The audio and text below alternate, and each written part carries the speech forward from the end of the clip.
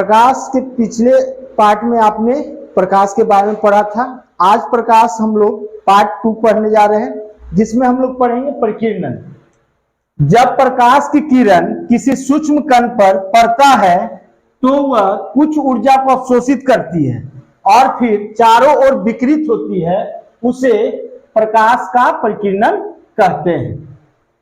यहां ध्यान दीजिएगा, जब प्रकाश की किरण किसी वस्तु पर पड़ेगा और वो कुछ ऊर्जा को अवशोषित कर लेती है और कुछ ऊर्जा को वो क्या करती है, विकिरित करती है, उसे हम लोग क्या कहते हैं, प्रकीर्णन कहते हैं। अब आगे हम लोग पढ़ेंगे प्रकाश की किरण। जब प्रकाश सरल रेखा पर गमन करती है, जब प्रकाश सरल रेखा पर गमन करती है, उसे प्रकाश की किरण कहते हैं।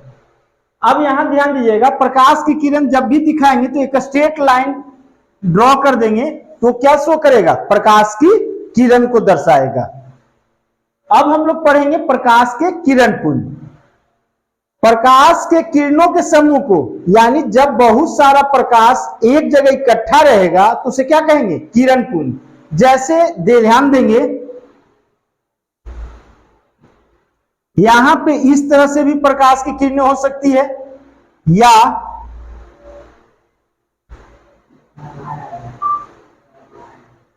इस तरह से भी प्रकाश की किरणें हो सकती हैं,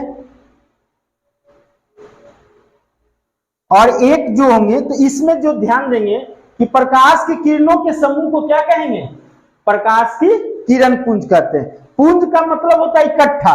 किरणों के समूह को अगर आप संक्षिप्त में कहना चाहें, शॉर्ट में, तो किरणों के समूह को प्रकाश की किरण पुंज कहते हैं।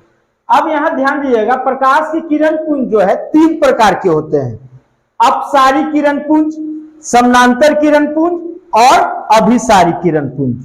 हम लोग अब पढ़ेंगे पारदर्शी पदार्थ। वैसी वस्तुएं जिनसे होकर प्रकाश आसानी से पार कर जाती है उसे पारदर्शी पदार्थ कहेंगे। यानी वैसी वस्तुएं जिनसे प्रकाश आसानी से पार कर जाती हैं उन्हें क्या कहेंगे, पारदर्शी पदार्थ कहेंगे। जैसे हवा, कांच, पानी, ये सब पारदर्शी पदार्थ के एग्जाम्पल देख रहते हैं। अब हम लोग पढ़ेंगे पारभासी पदार्थ। वैसी वस्तुएं जिनसे कुछ प्रकाश पार करे और कुछ ना कर सके उसे पारभासी पदार्थ कहते हैं। यानी वैसी वस्तुएं जिनसे कुछ प्रकाश पार करे और कुछ ना करे उसे क्या कहेंगे, पारभासी पदार्थ कहते हैं। जैसे तेल लगा कागज, बैलून, बटर पेपर, ये सब जो है पारभासी पदार्थ के अंतर्गत आएंगे। अब हम लोग पढ़ेंगे पारदर्शी पदार्थ। वैसी वस्तुएं जिनसे प्रकाश पार ना कर सके, यहां ध्यान दीजिएगा, पार ना कर सके उसे क्या कहेंगे, अपारदर्शी पदार्थ। जैसे ईंट, अलकतरा और भी बहुत सारे एग्जाम्पल हैं। लोहा, लकड़ी, कुर्सी, टेबल, जिनसे प्रकाश पार नहीं कर पाएगा उसे क्या कहेंगे, अपारदर्शी पदार्थ। हम लोग पढ़ेंगे प्रकाश का परावर्तन। जब प्रकाश की किरण किसी सतह से टकराकर वापस लौट जाती है उस प्रक्रिया को प्रकाश का परावर्तन कहते हैं। जैसे ये प्रकाश की किरण गई, इस सतह से टकराकर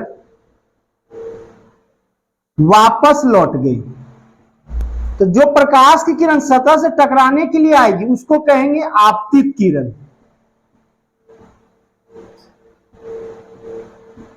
और टकराकर जो इधर जाएगी उसे कहेंगे परावर्तित किरण। और इस बिंदु को हम लोग कहेंगे आपतन बिंदु। क्या कहेंगे, आपतन बिंदु।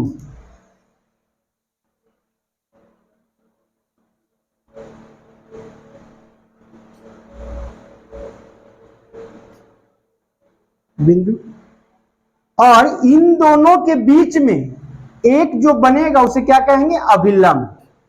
तो यहां ध्यान दीजिएगा, जब प्रकाश की किरण किसी सतह से टकराती है तो उस किरण को क्या कहेंगे, आपतित किरण, और टकराकर वापस लौटेगी उसे क्या कहेंगे, परावर्तित किरण। और इन दोनों के बीच में जो बनेगा उसे क्या कहेंगे, अभिलंब। और यहां ध्यान दीजिएगा, आपतित किरण और अभिलंब के बीच बना कोण को आपतन कोण कहते हैं, और अभिलंब और परावर्तित किरण के बीच में बना कोण को परावर्तन कोण कहते हैं। अब आते हैं परावर्तन के दो नियम है, आपतित किरण, परावर्तित किरण और आपतन बिंदु पर खींचा गया अभिलंब तीनों एक ही तल पर होंगे। यहां ध्यान देंगे, आपतित किरण, आपतन बिंदु, अभिलंब और परावर्तित किरण तीनों एक ही सतह पर आपको दिख रहे हैं। आपतन कोण और परावर्तन कोण दोनों बराबर होंगे, यानी आई और आर क्या होंगे, बराबर होंगे। अब जो ये किरण आरेख का मतलब है जो हम लोग किरण यहां दर्शा रहे हैं उसे क्या कहेंगे, किरण आरेख।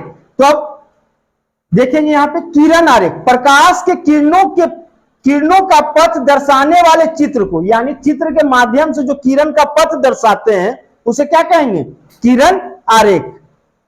अब आपतित किरण को मैंने ऐसे समझाया था, अब लिखित देखिएगा, किसी सतह पर टकराने वाले किरण को, यानी जो प्रकाश की किरण किसी सतह से टकराती है उसे क्या कहेंगे, आपतित किरण।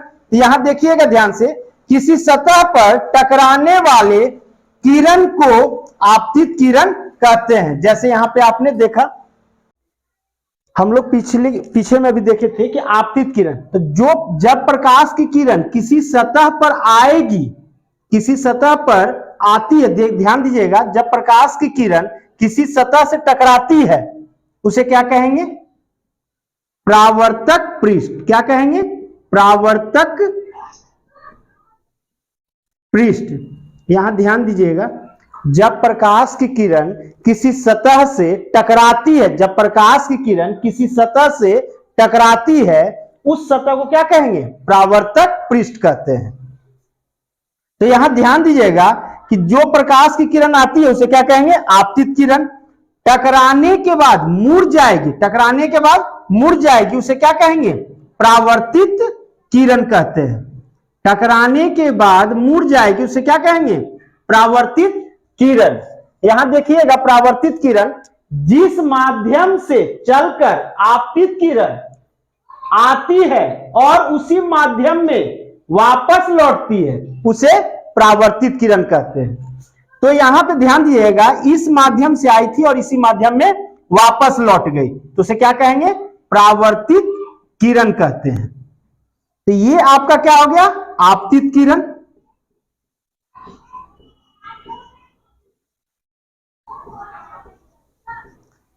अब आते हैं आपतित किरण। आपने तो देख लिया कि जब प्रकाश की किरण आएगी उसे आपतित किरण कहेंगे, टकराने के बाद वापस लौटेगी उसे परावर्तित किरण कहेंगे, और जिस सतह से टकराती है उसे क्या कहेंगे, परावर्तक पृष्ठ कहते हैं।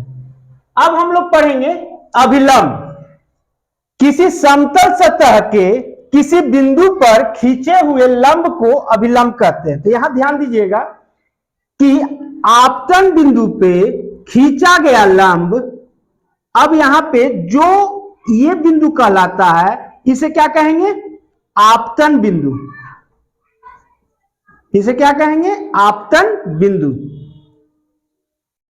आपतन बिंदु पर खींचा गया लंब को क्या कहेंगे, अभिलंब कहते हैं। तो इसको मैंने ब्रीफली लिख दिया, ध्यान देंगे, आपतित किरण यहां किसी समतल सतह के किसी बिंदु पर खींचे हुए लंब को अभिलंब कहते हैं। इसे किससे दर्शाएंगे, एन से दर्शाते हैं। अब हम लोग आएंगे आपतन कोण पे। तो यहां ध्यान देंगे, आपतित किरण और अभिलंब के बीच, आपतित किरण और अभिलंब के बीच, आपतित किरण और अभिलंब के बीच बने कोण को आपतन कोण कहते हैं। इसे आई से दर्शाते हैं। अब हम लोग आएंगे परावर्तन कोण पे। परावर्तित किरण और अभिलंब के बीच बना कोण को, ध्यान देंगे, परावर्तित किरण और अभिलंब के बीच बना कोण को क्या कहेंगे, परावर्तन कोण कहेंगे। परावर्तन कोण कहते हैं। यहां ध्यान देंगे, परावर्तित किरण और अभिलंब के बीच में अगर कोण बनेगा तो उसे क्या कहेंगे? परावर्तन कोण। आपतित किरण और अभिलंब के बीच कोण बनेगा तो उसे क्या कहेंगे? आपतन कोण।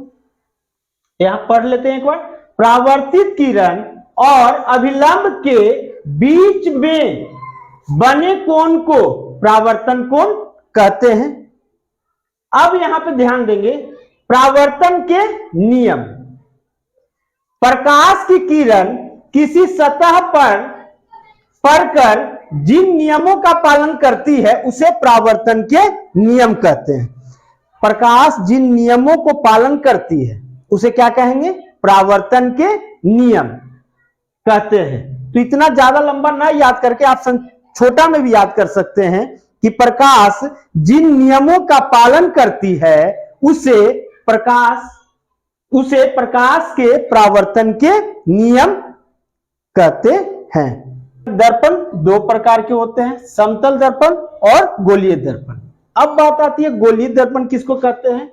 जिस दर्पण का परावर्तक सतह किसी खोखले गोले का भाग हो, यानी खोखला गोला मतलब यहां समझिएगा, पहले गोल रहेगा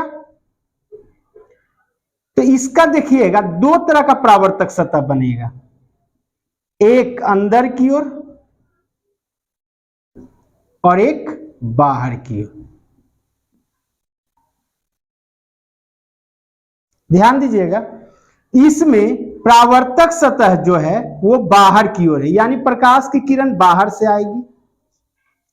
इसमें परावर्तक सतह जो है आपका अंदर की ओर है। परावर्तक सतह अंदर की ओर है और यहां पे परावर्तक सतह बाहर की ओर है। तो ध्यान दीजिएगा, जिसमें परावर्तक, अगर इसको मैं दो पार्ट में बांट दूं तो इसका एक बनेगा इस तरह से सतह और एक सतह बनेगा आपका इस तरह से। तो ध्यान दीजिएगा, जिसका परावर्तक सतह धंसा हुआ रहेगा, जिसका परावर्तक सतह क्या रहेगा? धंसा हुआ, उसे क्या कहेंगे? अवतल दर्पण।